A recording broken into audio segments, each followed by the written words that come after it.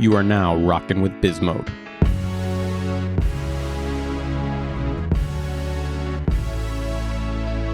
Let's get into BizMode. What is BizMode? BizMode is entrepreneurship at its highest level. BizMode is flow state. BizMode is that hunger pain you feel. BizMode is success by your own definition. BizMode is operating from abundance. BizMode is what you make it. This is BizMode. What up, though?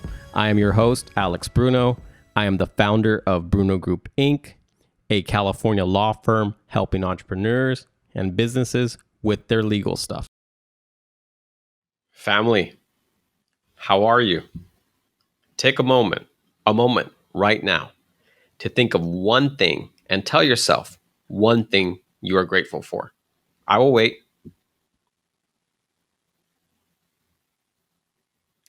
I am grateful for you, faithful listener and viewer, as we continue on this journey with BizMode. As part of that journey, I want to introduce you to Brandie Carlos. Brandie is the founder of Therapy for Latinx, a resource and directory for anyone seeking assistance with their mental health. Brandie shared with us her journey as an entrepreneur, starting at an early age in elementary school when she sold Mexican candies to her fellow students. And then Brandie also mentioned to us in our talk about her why, her purpose, why she started Therapy for Latinx, why she continues to do the hustles that she continues to do. And it's very important to know as an entrepreneur, your why, your purpose, because that why, that purpose is going to anchor you. So I loved hearing Brandie being so hyper-focused on her why and her purpose. It's always great to hear. Brandie also reminds us not to focus on what we may lose in an opportunity or something that may be presented to us. If we stay in an abundant mindset, we're always going to win and never lose.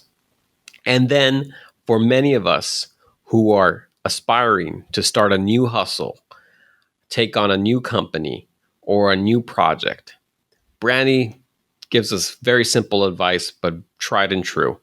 Just get started. Do not focus on trying to be perfect. Just get started, because part of the reward is that journey. Part of that reward is getting started. Well, enough about what I got from my talk with Brandie. Let's go ahead and learn more about Brandie. Hope you enjoy. Brandie, welcome to BizMode. Hi, Alex. Thank you for having me. I'm happy that you're on. I'm grateful for you being on. So why don't we just get started with kind of, tell us about yourself. So I am 33 now. I am born and raised in East Los Angeles, and I'm the founder of Therapy for Latinx. It started almost 3 years ago now, in May. And it's the first national directory for the Latinx community to find therapists, mental health resources, and just really like a community and a network of people that have come together to really share resources and work on, destigmatizing mental health in our community. That's super cool, because I know being Latino myself, I know there's a whole a machismo type thing where it's like you just got to tough it out, and so it's good to have that kind of bringing that openness out, because I remember being told when I was young, "Why are you crying? Like, you shouldn't be crying." Right. So even stuff like that. So I mean, it's great to hear about that. So what sparked you kind of like to start it? What happened was almost 3 years ago, I was having a really tough time. I had a big falling out with my business partner, so I lost my business.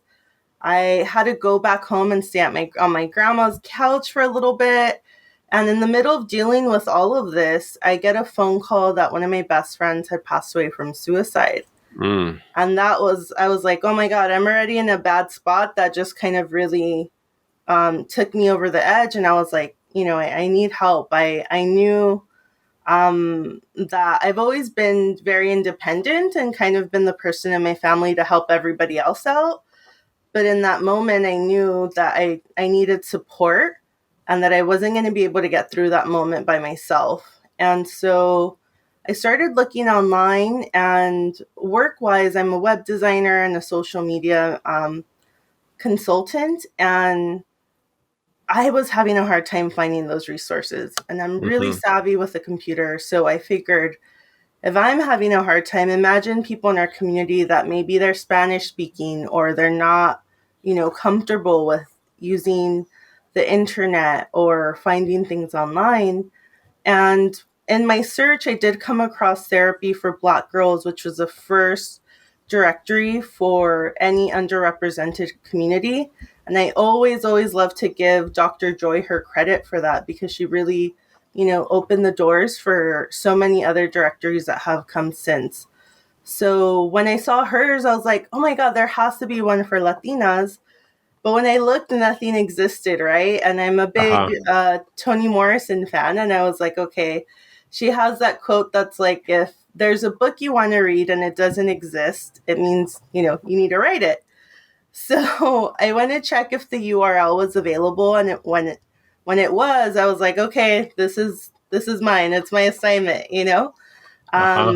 and I just started building it out. I didn't really tell anyone about it. I think that's how I dealt really with my grief, because the last page I left for the website was about us.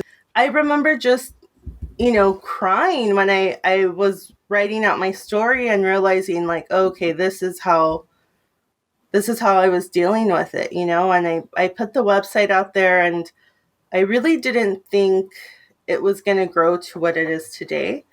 I just remember sharing it on Facebook, and it just kind of snowballed from there. Uh-huh. And so so it has snowballed. And so how's the feedback been for you? I feel for the most part, I've gotten a lot of support. I've gotten a lot of amazing messages from people that have been like, I've been able to find a therapist, or for the first time, I have a therapist that looks and sounds like me and that understands and that I, can speak Spanglish and gets my cultural references, right? So Mm. I've gotten a lot of support. I feel like the only kind of challenge I've had is with the name, right? Which, like, there's such a huge debate in our community on, like, what's the right terminology? Do we use Latinx? Do we use Hispanic? Do we use I think the other one people are trying to use is uh, Latin or Latin A. I don't know how you pronounce it Hmm. exactly, but That's interesting. So so that's if that's the only feedback, if that's the only challenge, that's a good thing, right? yeah. I think from my perspective. So what has been like I think you've already kind of touched on this a little bit, but what's been rewarding for you in building this out? You said it's been helpful for you to process some grief you've gone through, but what else have you felt like, that's it's given back to you? Yeah, a sense of community. A lot of the therapists that I've met and people that I've met through this platform, I don't know that I would have met them otherwise, And so now, um, for example, recently there was that crash at the border, right? With, I believe Mm. it was like 13 people that were undocumented. There was a mom that passed away, and the lawyer that's representing them like reached out, and she's like, hey, we're looking for mental health resources for her kids. They need some support, and right now we're working on finding them those resources. So being able to have, kind of a wide net to really help, people in those moments when they really need it has been just amazing, because I know what it feels like to just um, deal with like depression and anxiety, and it can be really tough, especially when um, I feel like a lot of first gen people really Mm. struggle with it, because our parents are kind of like, you have everything, and like, well, how are you sad? I don't understand, So being able to really provide that support for people has been, just great. Yeah. No, it is interesting from a generational perspective in terms of like you said, from different generations and culturally.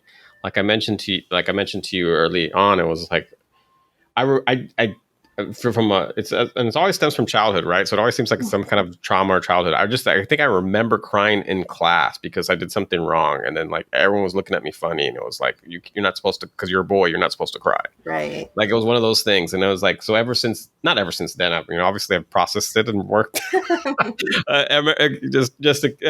gone through it and realized that you become more self aware, but Right.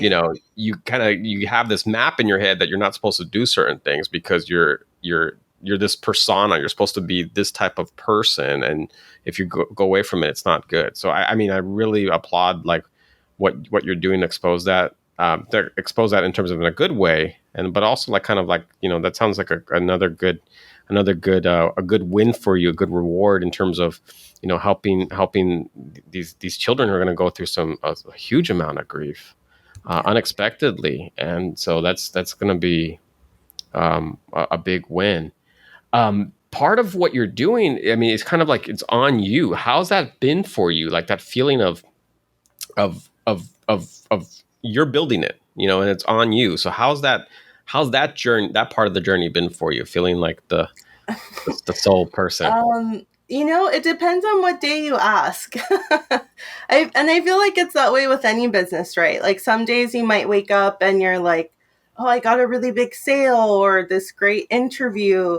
And then by the end of the day, maybe your website crashed. So it really depends. I feel like what has really grounded me has been like my support system.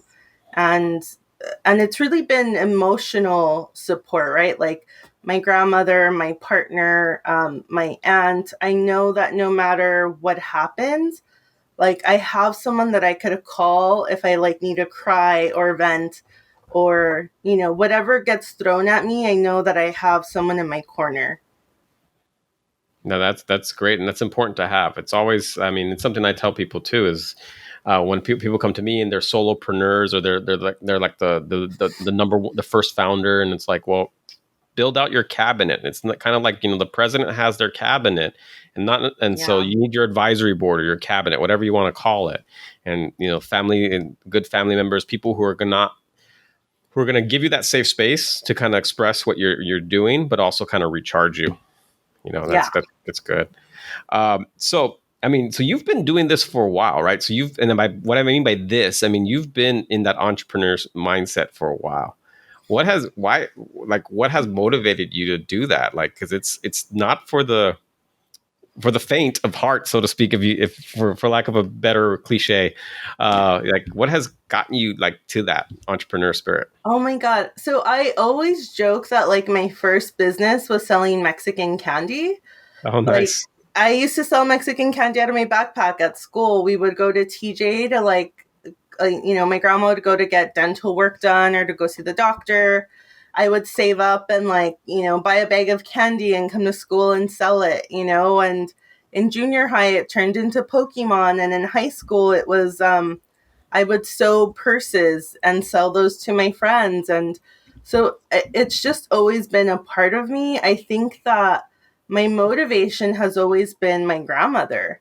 When I was really little, she used to work at a bathing suit factory.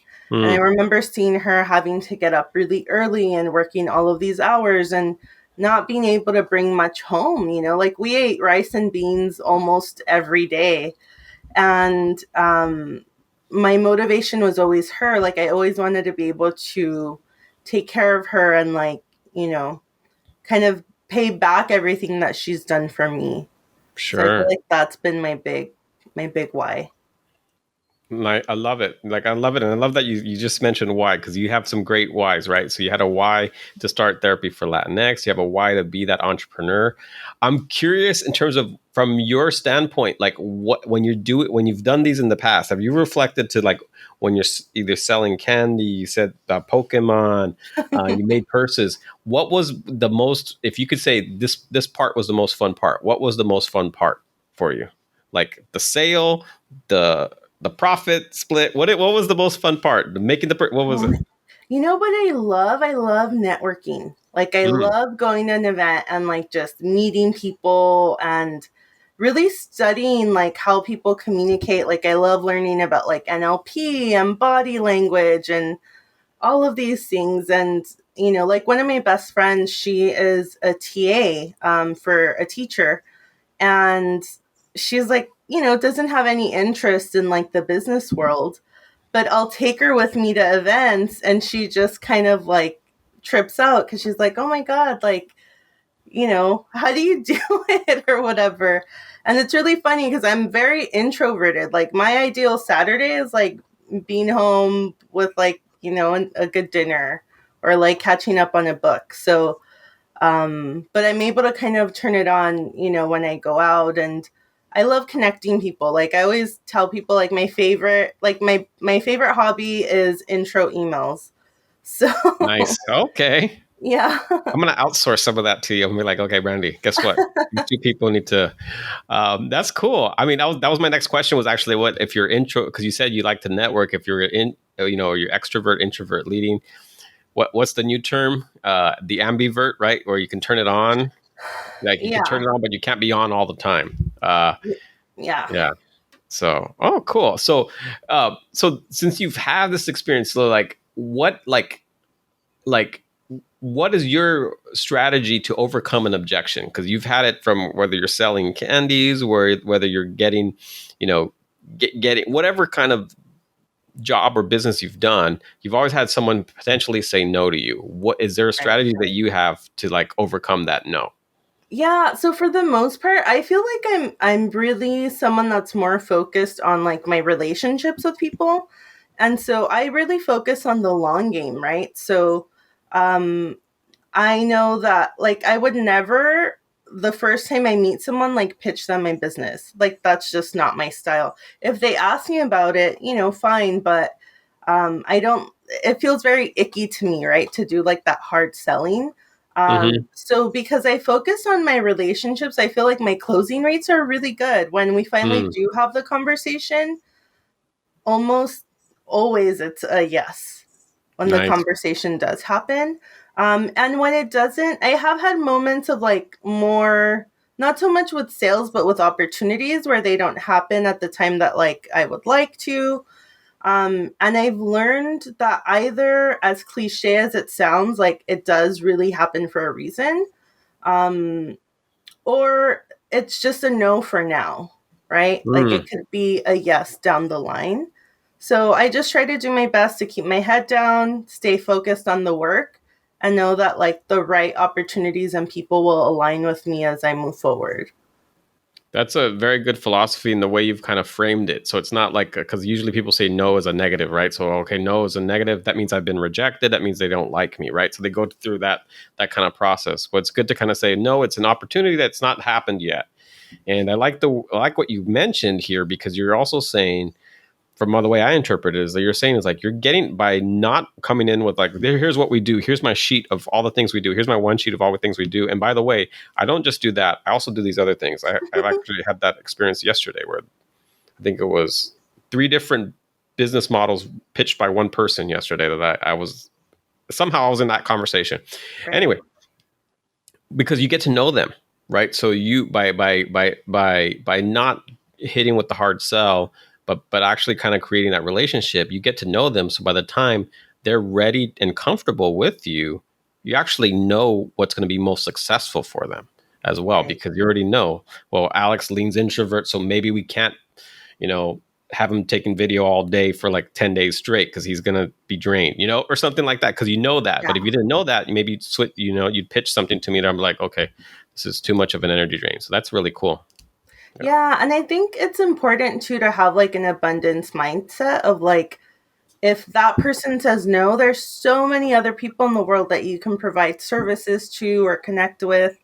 I think when you get really attached to like I have to close this sale with this person, you kind of lose, right? Because you bring that energy to the interaction, and people could feel that. And it doesn't really feel good. Right.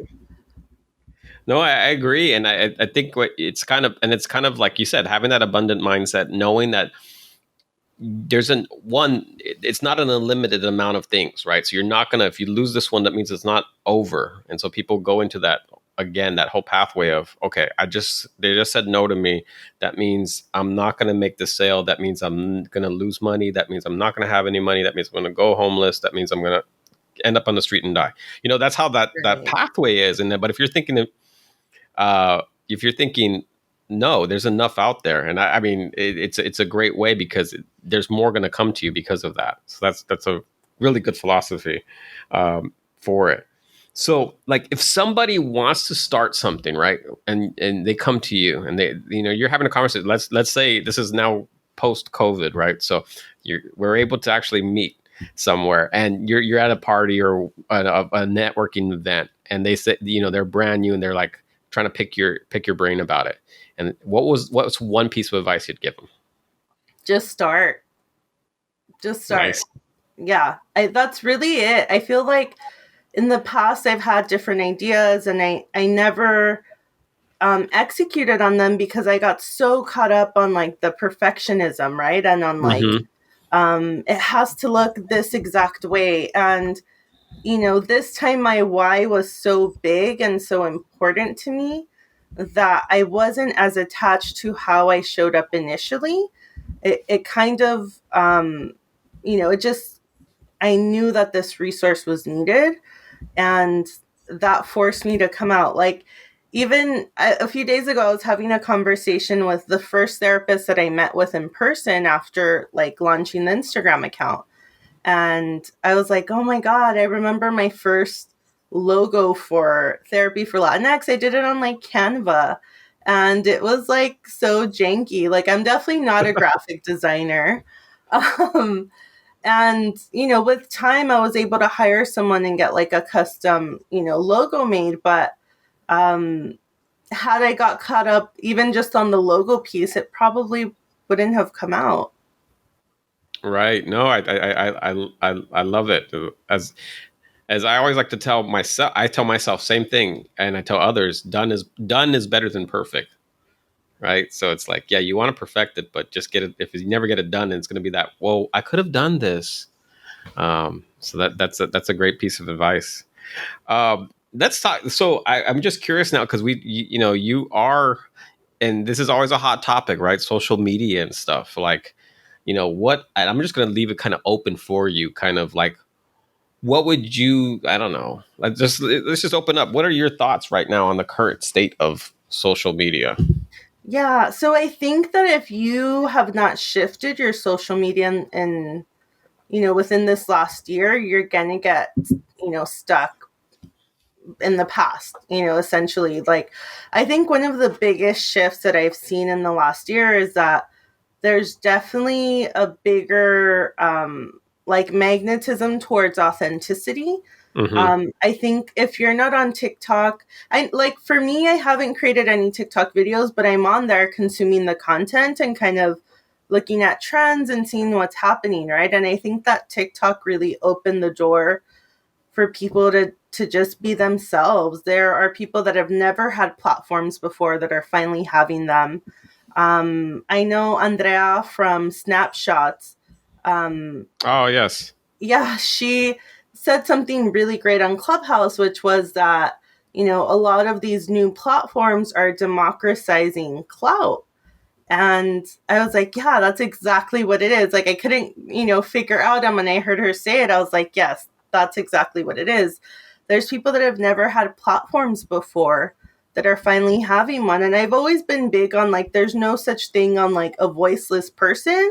Mm. There's just people not willing to share their platforms, right? So seeing this shift happen, I think, has been really cool. And I feel like, people are more drawn to that. Like, everyone's been at home in sweatpants for the last year. Right. And there's a lot more people like just jumping on their Instagram stories and doing like unedited photos or video of like, hey, this is actually what my day is really like. So I definitely think like authenticity, building in public instead of privately, right? And again, like, going back to the focusing on progress and not perfection. I think that's huge too. And I think also just shifting what platforms you're on. So for me, like my Instagram account, I'm pretty much just focusing on the bare minimum right now. I'm not really concerned about growing it. I've shifted to more of like Twitter, LinkedIn, and then I'm prepping to start, going on TikTok. But I had like COVID in January, and so I'm Mm. barely kind of, catching up with everything. But yeah, I would say like if you're wanting to, build a presence this year, I would say go Twitter, LinkedIn, and TikTok. And if you're into audio, do Clubhouse. Mm. Nice. Yeah. I mean, I think yeah, I feel like I'm in the similar, like I've done that like transfer because I'm not on Facebook anymore. I used to be on Facebook. I think Oh, my account's still there, yeah. but I'm not on Facebook at all. I pulled our business page, so we shut down our business page on Facebook. Instagram is kind of like you said, maintenance. Like it's kind of like I'll pop a photo in there and I'll check what other people are Right. doing, but a lot of my time is spent on Twitter, which is fun. I'm having fun with it, and it's really good. I like it, and I like the addition of this Twitter Spaces myself. I Yeah. think you popped on one. We popped on one really like an impromptu one Yeah. a couple weeks ago or something. But that's been fun. Yeah, it's so Um, funny because I've had a Twitter account since 2009, but I actually didn't start using it until when everything happened with COVID. uh-huh. I was in the beginning, I was having a little bit of anxiety with like, where the news was coming from and like seeing all the headlines. And so I was like, okay, I know all the journalists are on Twitter, so I'm going to go on there to get like, the breaking news and kind of the more straightforward information, Uh-huh. not necessarily like what was coming from the White House or like, all these clickbaity things. So I kind of got on there initially because of that. And then slowly I was like, oh my God, like this is where my people are. Like it's all the like, like all the Latinos in tech are on here. I was Right. like, I've been missing out all these years. So it was really, really cool because I feel like, I really feel like there's really great synergy with all of us. Like everyone's kind of tagging each other, and like if there's a grant or like an opening at a tech company, like you see everyone trying to connect each other. So I think it's really great. Yeah, I think it's really cool how community is being built through that, and I've experienced it myself positively, and I've also contributed to that. We're like, oh wait, this is someone exactly. Let's add someone into the thread, and then it's like then they can start communicating. So it's been really fun.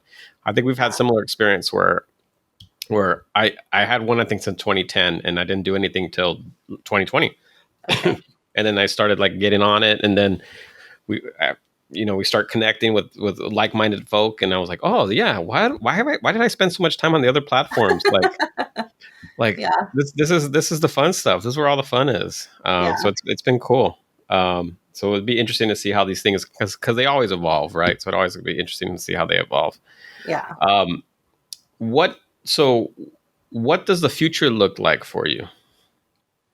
Oh my God.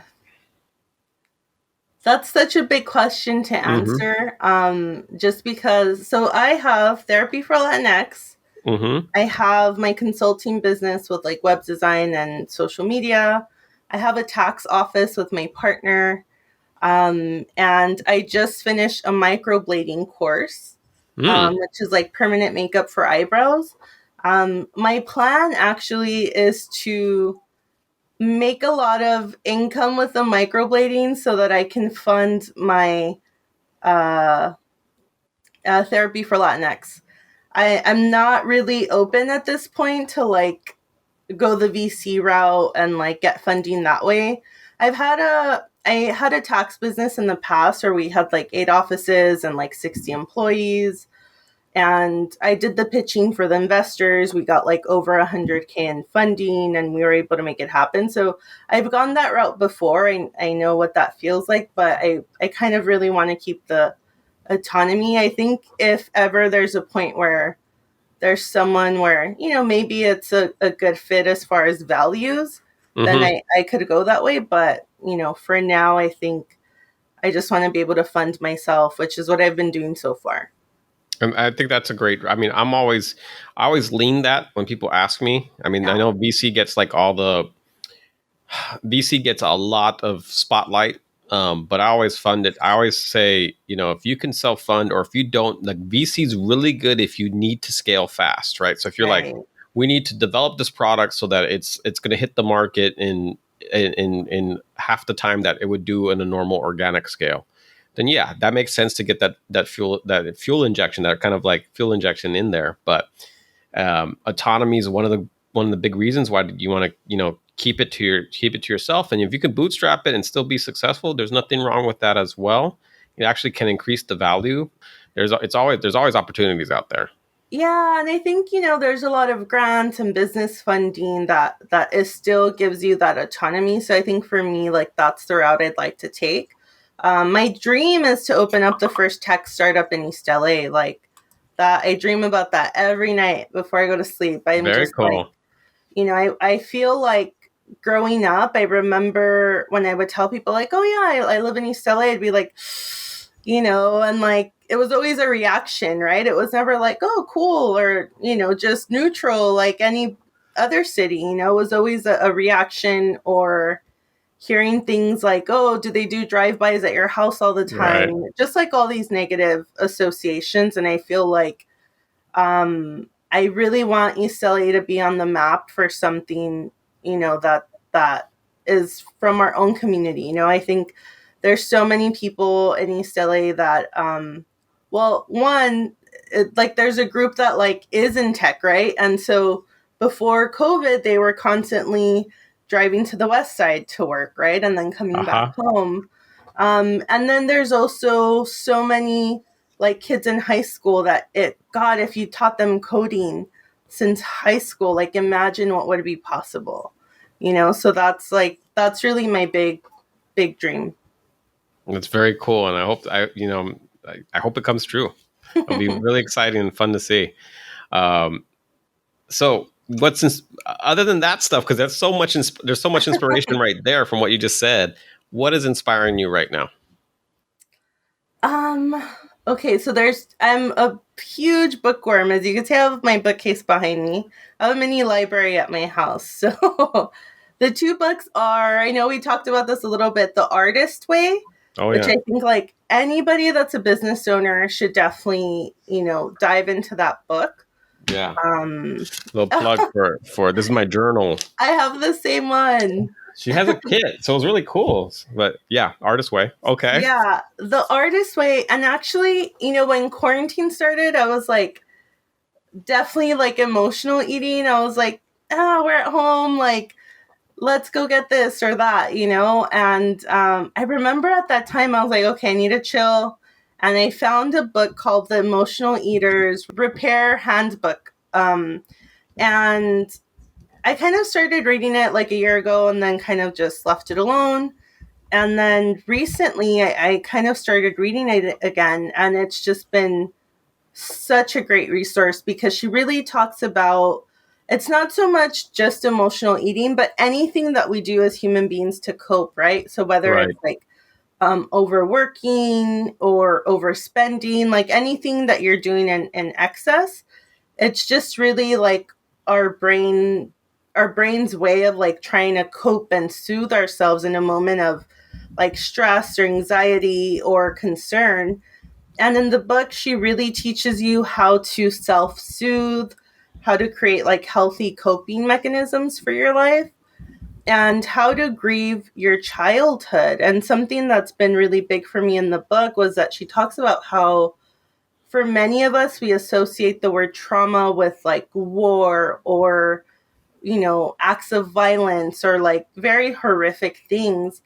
But she's like, think about the size of a child's brain, right? It's really Hmm. small compared to your adult brain. So there are moments that your child brain processed as trauma. And those could be things like, your parents having, you know, um, having like another sibling. It could be like losing a toy that you really loved as a kid and that you never got again, right? Or it can be like, just a moment where maybe your parents said something they didn't mean, right? So it doesn't have to be this huge, traumatic moment, but it can be a moment in your life where excuse me, where you had a need that wasn't met when you were a Mm. kid. And so what happens is that we carry those moments with us, and we just kind of recreate it, or from that experience we learn to kind of cope in an unhealthy way, right? So maybe let's say if you lost that, like, your favorite toy as a kid, and your mom was like, hey, let's go get you ice cream, and that became like, a habit. Like anytime you were sad you got ice cream, then it created that habit, right? And so a lot of Right. times we carry those into adulthood. So going through that book has been just really insightful for me right now. No, very, very cool. Thanks for sharing. I mean, both of these. I mentioned to you before, the artist's way is it was opening. It was eye opening for me. I think about a year and a half ago is when I stopped telling myself that I was not creative. I used to tell people I'm not creative, so that's why I'm a Mm, lawyer. And then I've eventually stopped saying that and saying, wait, you are wow. creative. You are a creator. This is also a reinforcement to kind of find that inner creator, find the creator that was been there since the childhood. So it sounds like, and it looks like, not just sounds like, but are you a paper like book reader, or are you electronic So, or audio, all of it? so I'm not allowed to get any more physical books because they don't fit in my house anymore. So Okay. I do have my Kindle, but I just don't have any more space for physical books. But one of my favorite things is going to thrift stores and buying books. Instead of going to, ordering new ones. For the most part, that's where I go. I go to thrift stores, and I love collecting like unique book covers. Like there's certain books that, like, when they're printed, Uh-huh. they only ran X amount of like those covers, right? Like The Alchemist. Anytime I see The Alchemist at a thrift store that has like a really cool cover, I always grab it, Oh, very even though I cool. have it. Yeah, I have a special edition one too where it had a cool cover. So what is that besides The Alchemist? Has there been a favorite book that you saw, like not a favorite book, but a book that you're like, wow, I can't believe I found this in a thrift store. It's called The Last Lecture. Anytime I see that book at a thrift store, I always buy it, and I have it in my stack of like books to give to people. Very So cool. that's a book that I give away often. So yeah, anytime I see that book, I just pick it up. Oh, that's very cool. It's very cool to hear. Okay, I'm gonna start going looking for books now. Well, not now. I'll wait till I get vaccinated, since we're still, at least for me, I'm still not. Okay, so how do we get a hold of you? If someone wants to reach out to you and connect with you, what's the best way that people can get a hold of you? Yeah, I would say right now I'm most active on Twitter. That's like the platform I check daily, and it's at Brandie Carlos, and Brandie spelled with an IE.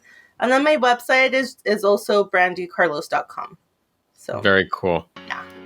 Well, cool. Well, Brandie, thank you for spending some time with us and for sharing part of your journey. Thank you for having me, Alex. It was nice to talk to you off of Twitter. Me too. Me too. All right. Thanks again. Until next time, BizMode family, this is your host, Alex Bruno, Bruno Group Inc., BizMode Podcast. Keep your family first. Always strive for perfection. Don't forget, none of this is legal advice. By the way, what happened to peace? Peace.